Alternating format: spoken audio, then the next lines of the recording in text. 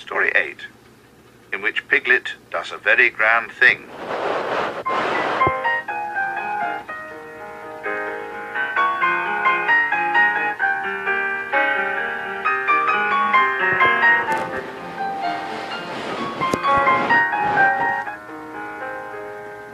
Halfway between Pooh's house and Piglet's house was a thoughtful spot where they met sometimes when they had decided to go and see each other.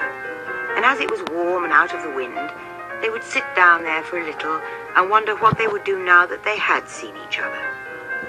One day, when they had decided not to do anything, Pooh made up a verse about it so that everybody would know what the place was for.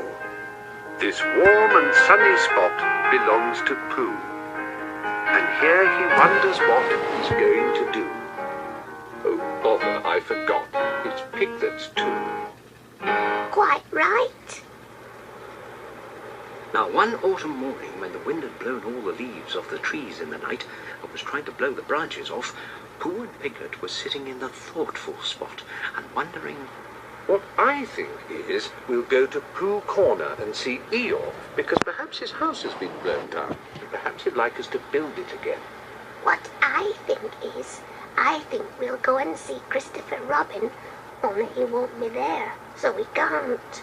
Let's go and see everybody, because when you've been walking in the wind for miles, and you suddenly go into somebody's house, and he says, "Hello, Pooh, you're just in time for a little smackerel of something," and you are, then it's what I call a friendly day.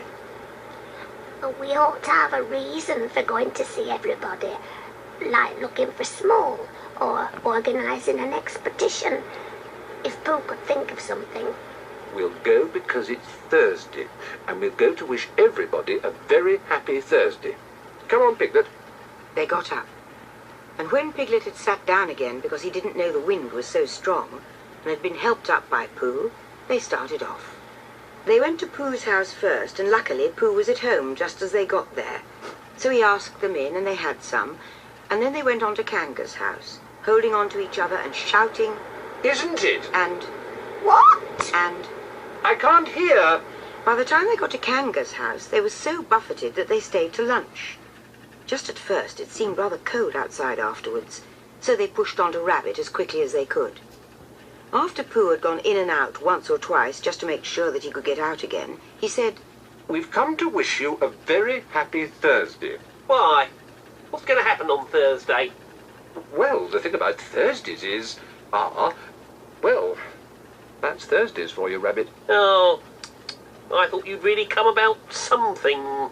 So Pooh and Piglet sat down for a little, and by Pooh and Piglet went on again. The wind was behind them now, so they didn't have to shout. Rabbit's clever, Yes, Rabbit's clever. and he has brain. Yes, Rabbit has brain. I suppose that's why he never understands anything. Christopher Robin was at home by this time, because it was the afternoon, and he was so glad to see them that they stayed there until very nearly tea time, and then they had a very nearly tea, which is one you forget about afterwards, and hurried on to Pooh Corner, so as to see Eeyore before it was too late to have a proper tea with Owl. Hello, Eeyore.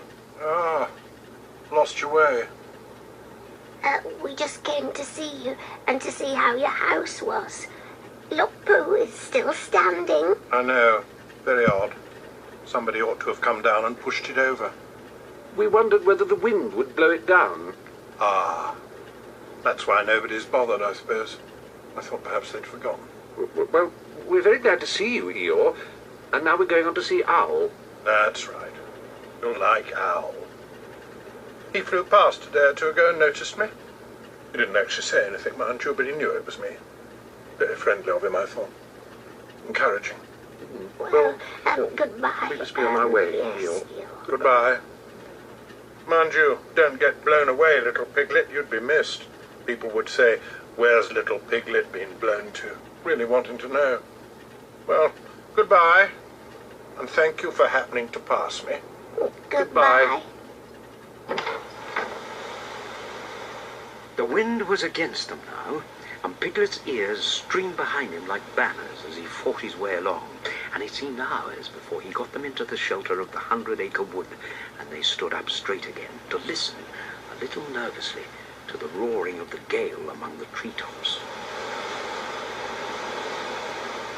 Supposing a tree fell down, Pooh, when we were underneath it.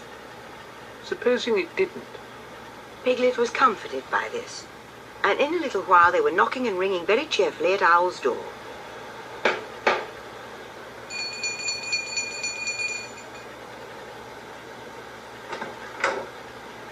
Hello, Owl.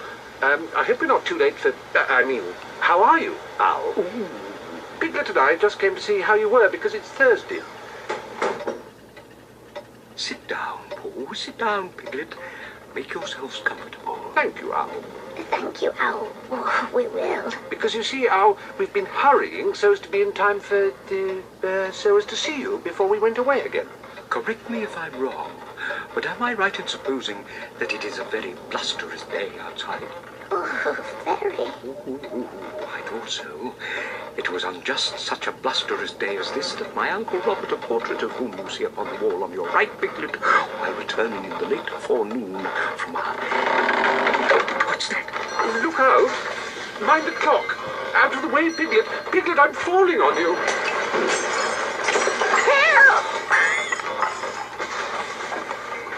Pooh's side of the room was slowly tilting upwards, and his chair began sliding down on Piglet's.